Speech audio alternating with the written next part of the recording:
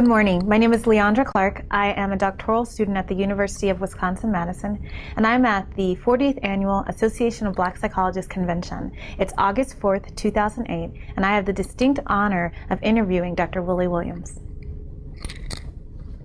Dr. Williams, good afternoon. Good afternoon.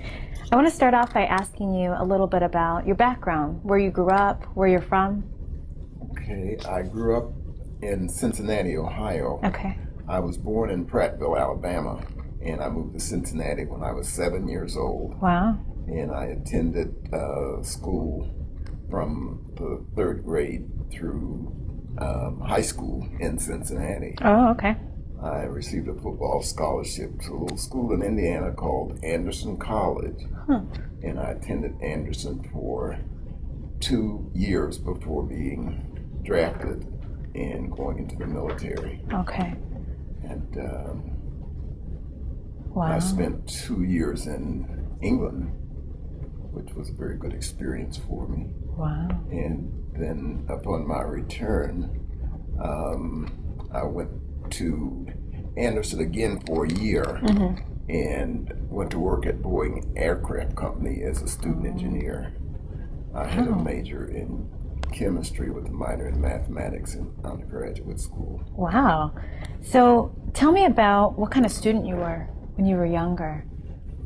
Before I went in Like high in grade school and high high school? school, I was an honor student. Wow. In college, my first year, I was a very good student. My sophomore year, I wasn't a very good student. Okay. And that's why I ended up getting drafted, because my grades fell below a C average, although I didn't fail anything. Right. I got a couple of D's, and so it created problems, and the draft caught up with me. I see. And then upon my return from the military, my grades were emphasized again, and I Yes. did very well Good. in school. And so who were some of the early influences on you as you were going to school, when you were in grade school and high school as a young person? I think the two, well, maybe three biggest influences, and I'll list my parents as Yes. a combined one. Right. My mother and father, they were both ministers in the Holiness Church, and so I have a very strong religious early upbringing. And then I have a cousin who's from Alabama who came to Cincinnati, and he helped me to get the football scholarship to Anderson College. And my high school football coach was the other strong influence, because when most of the boys in my group were drinking and smoking, he emphasized that to be an athlete, you could not do either. And so I didn't smoke or drink, and I was able to be much more successful in athletics, I think, as a result of that. Yeah. So your high school coach and your parents and your cousin were very supportive of you as a student and kind of helped you to become academically successful. Yes, that's correct. You. Yeah. Oh, that's great. And as you went to, tell me about the transition from high school to college. Did you go to college? Was Anderson College also in Cincinnati? No, or? Anderson College is in Indiana. Okay. When I graduated from high school, I had an opportunity to go to Bethune-Cookman College, but in order to attend Bethune-Cookman, I needed a tuxedo and another item of clothing, which my parents couldn't afford. And so I didn't go there. That would have been my first choice. A tuxedo. Right. Okay. And that was a very interesting phase of my life, because I could have attended an historically black college, Right. but I couldn't afford to go there. Huh. Isn't that ironic? Yes, it is. So you went to Anderson College, and what was your experience there like? There were, I think, about 9 students at Anderson, black students at Anderson College.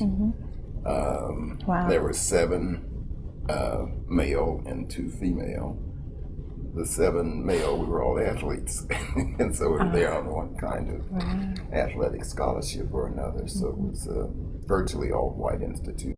Yeah. But it was one that was I guess, liberal in its way of doing things. We didn't feel the harsh pains of prejudice on campus. Really? But, right, in the city itself, though, there were all of the restrictions against blacks that had been in existence since slavery. Wow. So what were some of the obstacles that you encountered when leaving campus and trying to socialize outside of that setting? Well, one of the things, during the off season, we worked at a General Motors plant called Delco Remy, and they made batteries and lights and other electrical parts for General Motors cars. And the only jobs that blacks could get were in maintenance. We could either scrub the floors or clean the oil out of machines, and the higher paying jobs were cleaning oil out of machines, which we all aspired to go to. And in the town itself, there were many restaurants that we couldn't go to there to eat. And there was a professor there who started sit-ins back in the early 50s. Wow. She was a liberal white woman who wanted to break some of the barriers, and so she would take some of us and we would go to restaurants and we would sit in. Usually they wouldn't serve us. On some occasions they would.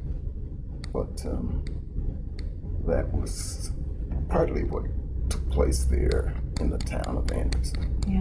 And so what sustained you during this time? There's only 9 black students. There's this harsh political, racist climate. Right. How'd you get through? We worked together. White students at that particular institution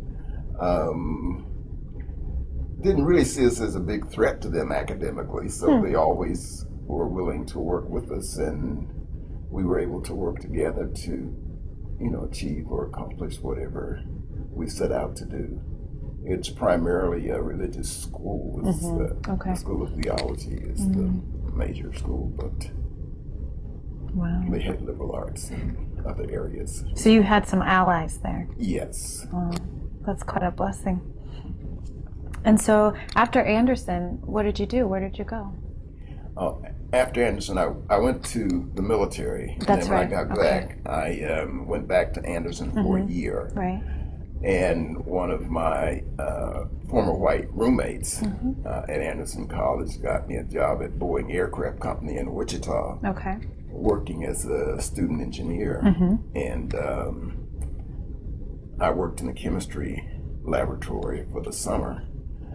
And they liked my work and told me that if I would stay out there and work at Boeing, the engineers and physicists would help me with my work during the time when, it was downtime on the job, and I didn't have the problem of trying to get somebody else to assist me in dealing with some of my coursework. So they did that. But one other thing, when I first went there, I was faced with a problem because I went there a week later than I was supposed to.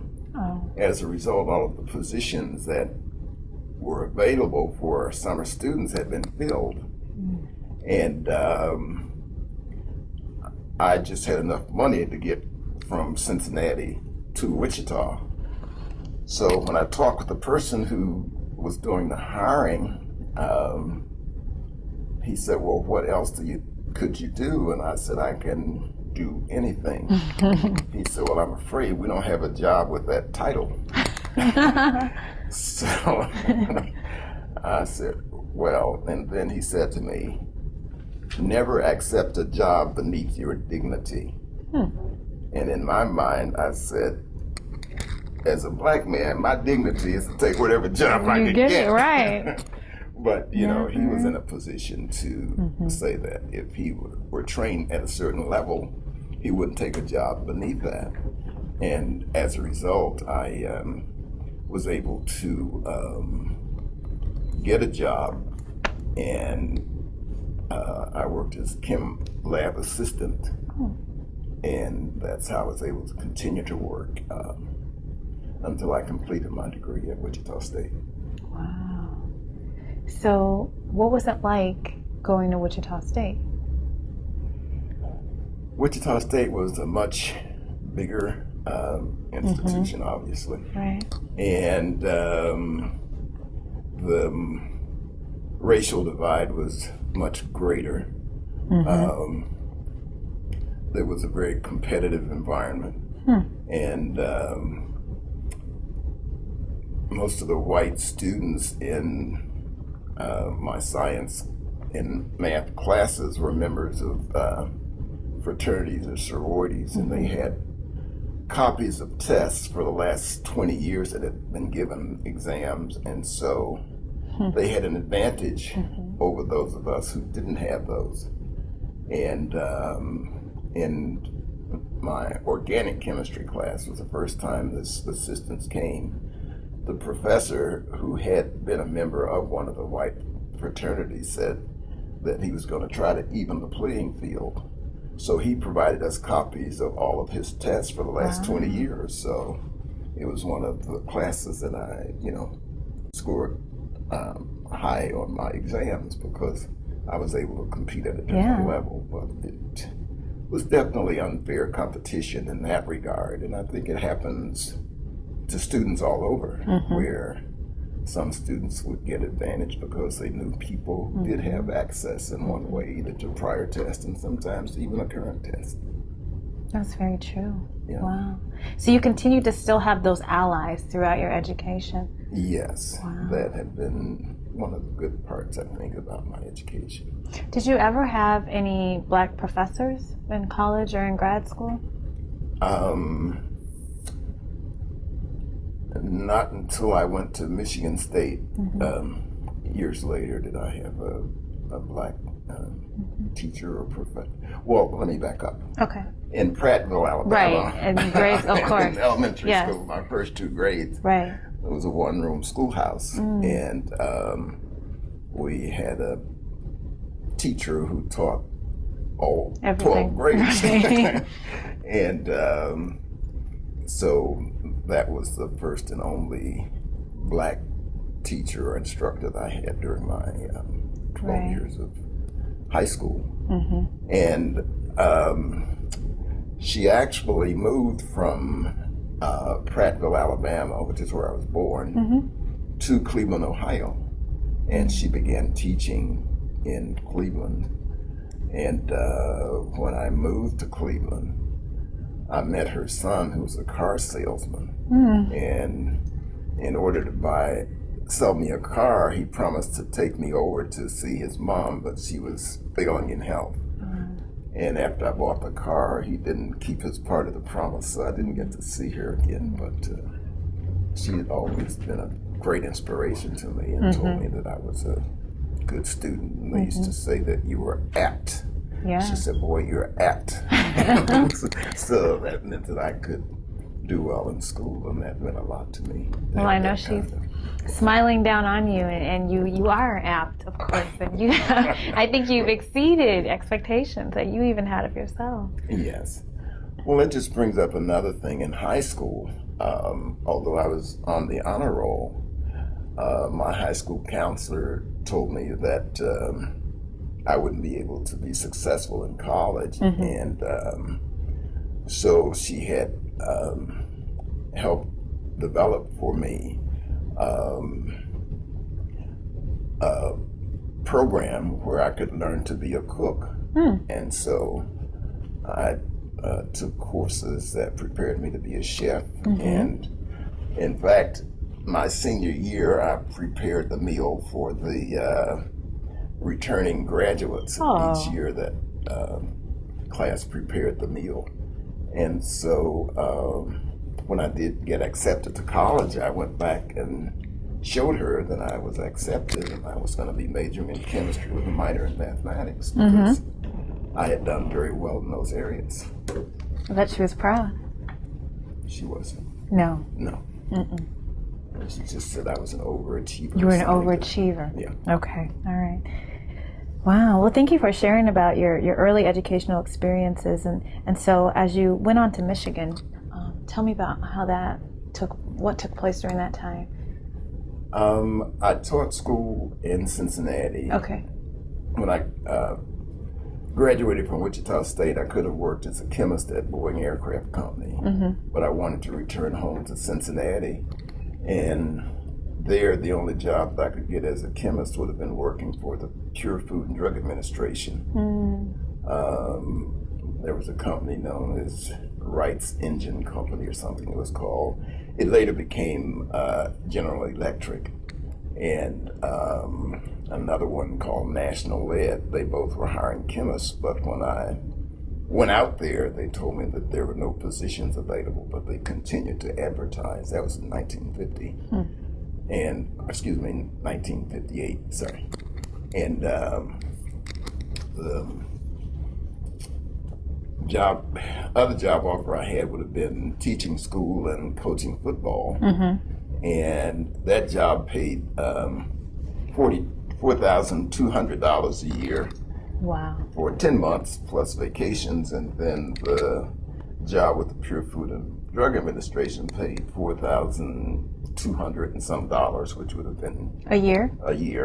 $200 and some dollars more, and I'd worked 12 months and didn't have all those vacations. So at the time I was much younger and said, I'm not working 12 months for $200. 2 extra months. And so anyway, I went to work the Cincinnati school system, and I worked with them for about 12 or 14 years before applying for the scholarship at Michigan State. Okay. And then tell me about the work you did at Michigan State. At Michigan State, it was a program where, in rehabilitation counseling. Okay. And my emphasis was on juvenile delinquency. It was working with juveniles, and I did some research there on juvenile delinquency in the state of Michigan.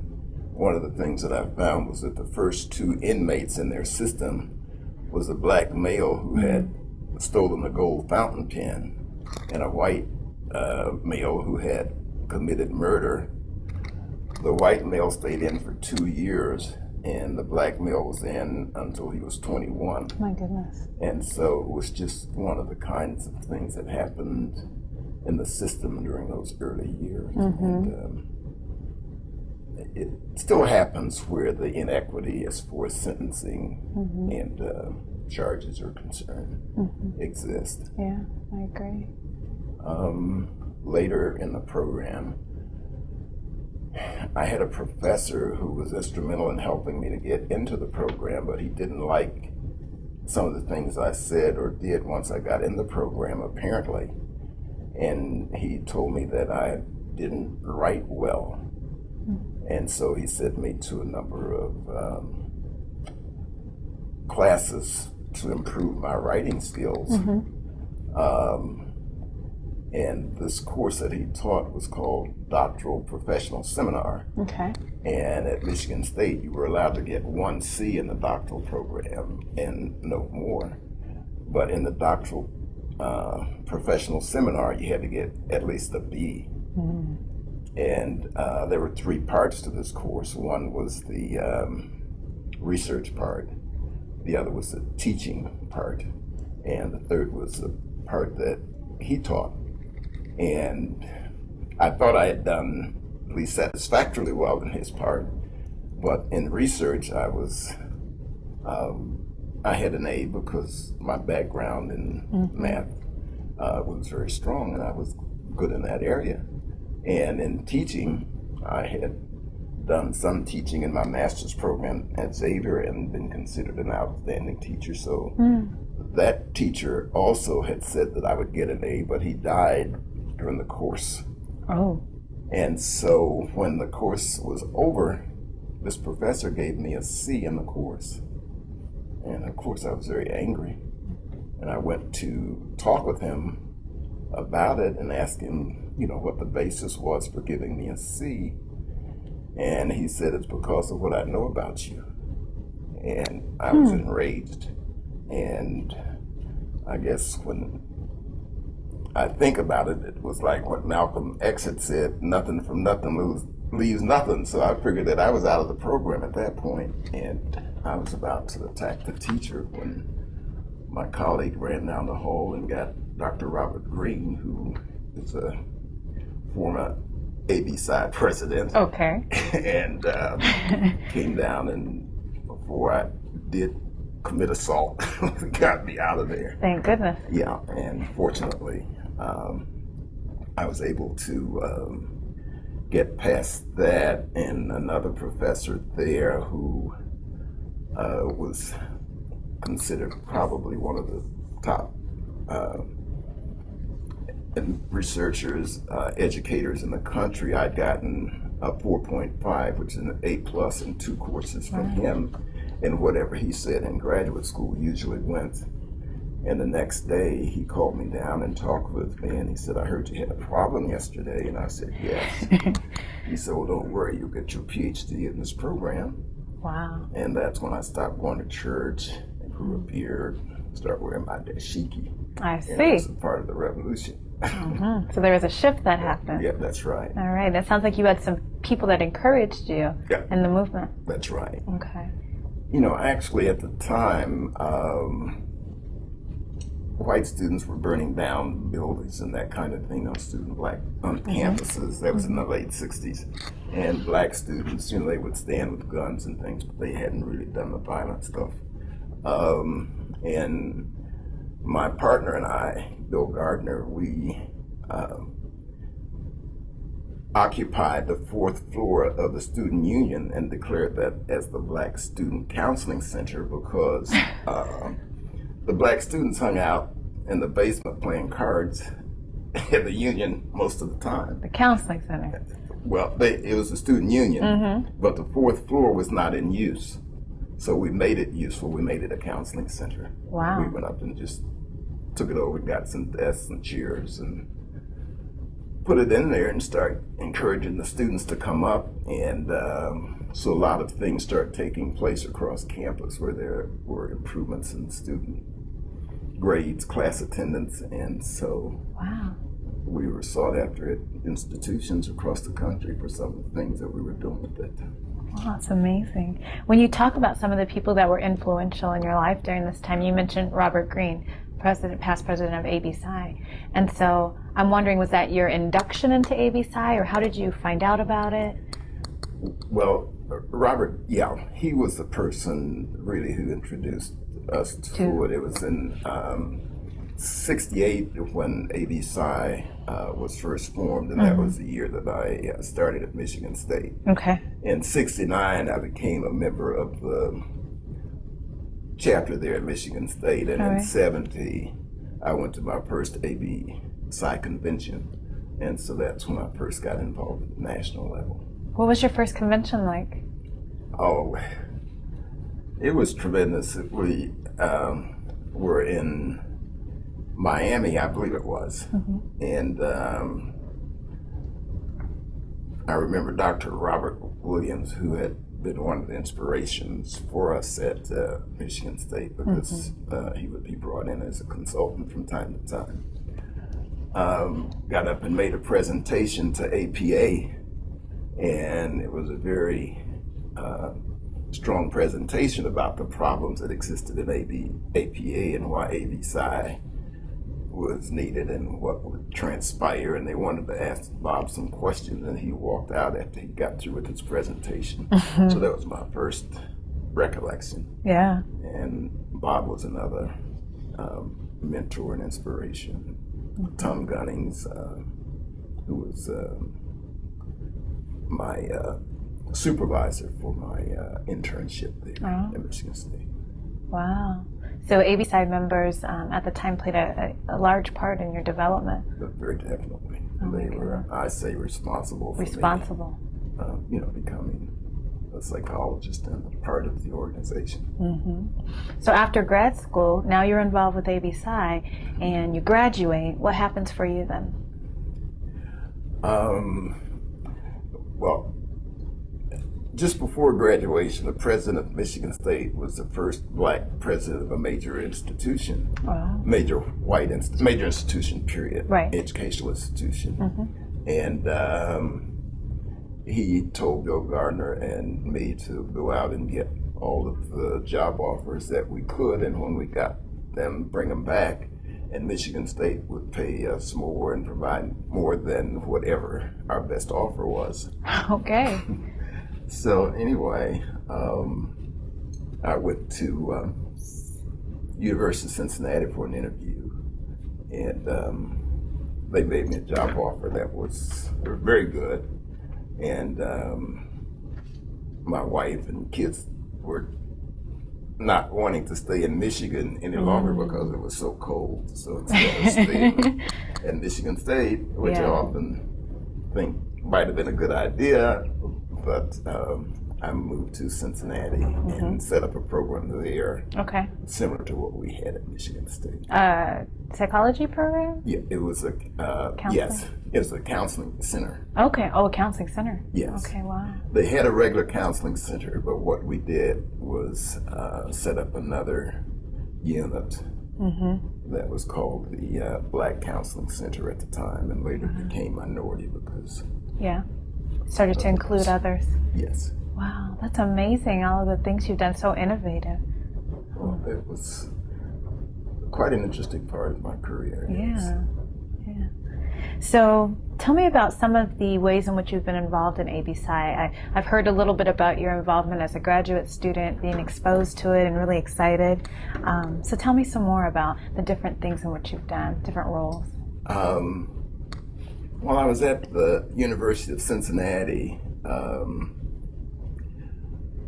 the Nixon administration provided some money to set up a special program to allow research and training to be provided to the so-called four distinct ethnic minorities of Blacks, Asians, Native Americans, and Hispanic. And when this center was set up, AB Psy had, some of the members had pushed me to apply for the chief of that center, which I did. And as it was, the Black Psychiatrists of America had been the ones responsible for getting Nixon to do that. So that job was really already going to be given to a Black psychiatrist. So I became the executive secretary of that Center for Minority Group Mental Health Programs. And so we provided money for research and training of minorities throughout the 50 states and the territories. And we set up 2 research centers for each group. One was the Fanon Center in Los Angeles, and the other one was a center at Howard. And then we provided money to various colleges and universities for programs. And we provided money to APA to set up what was known as Minority Fellowship Programs. So that's a part of what I did as a AB Psy member. You're fine. Wow, you did a lot at the different organizations, etc. So tell me about some of the positions you've held in AB Psy. I think my second or third year I was elected the treasurer of AB Psy. So I was the treasurer for a couple of years, and I think I might have been secretary during the early years for a year or two. And then I stopped being active at the national level. And later I became an elder in the association, and then I became president of the National Association. And now I'm still an elder and a past president. Wow. And those are distinctive honors and great positions. What's your, gosh, I know this will be difficult, but what's your most memorable kind of experience in ABSI? What stands out for you? Probably the early years when we emphasized doing things in the Black community. Our conventions were held in an area whereby we were able to provide the financial resources that came as a result of our convention to the Black community. And we had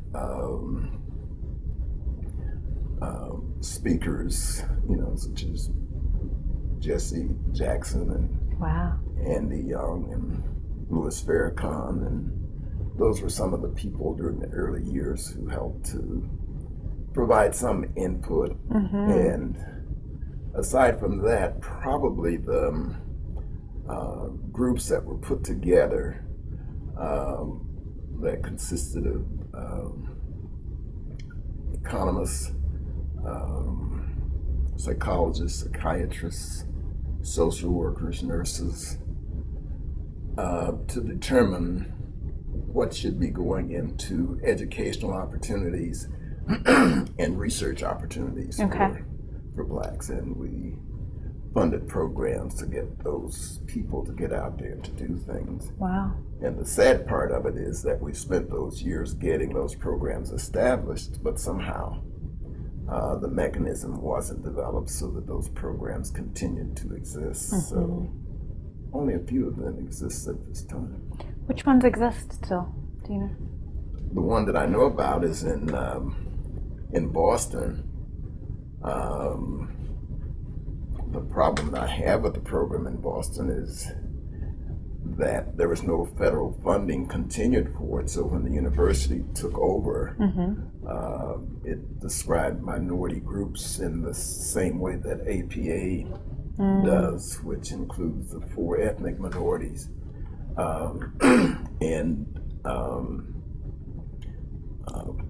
women and gays. And so the dilution of that program, has troubled me, but it's one that continues. I'm not sure about the program at Howard, if it still exists in mine. It may, I'm not sure. Okay. No, we provided funding for Dr. Robert Williams and Thomas Gunnings, and for programs in Pittsburgh and New York, for a number of places around the country. It's amazing. ABSI has done a lot. ABSI has done a lot. It has a lot. Yes. And in closing, reflecting on the fact that we're 40 years old now, Yes. could you give us some parting words, share with us your hopes for the future of ABSI? One of my biggest hopes is that we will get our history written in such a way that, as Bob pointed out, or Joe White, I guess it was, said that there were 2 or 3 PhDs when he went to get his, Black PhDs in psychology. And then a few years later, when I went to get mine, there was only about 80-some PhDs. Wow. And now, when I talk with Bertha at APA, I think she said there was somewhere in the neighborhood of 4,000 or better. Wow. Now, we only have about 400 or 500 of those people in ABSI. They're not aware that what went on in APA was a result of what ABSI did during the early years. So I think we need to provide some kind of a mechanism to help them to understand that it was these efforts that enabled the field of psychology to become more inclusive of Blacks, and getting that word out and something done to increase the membership and to deal more effectively with, psychology as it relates to Black people is what I would like to see. Wow. Thank you so much for your time. I appreciate the opportunity to interview you and to hear about your history, your story, and to glean some wisdom. So thank you so much. Well, thank you for the interview. Yeah. This is Ondra Clark, and I've had the honor of interviewing Dr. Willie Williams. I'm at the Association of Black Psychologists convention. It's our 40th annual convention. Thank you for tuning in.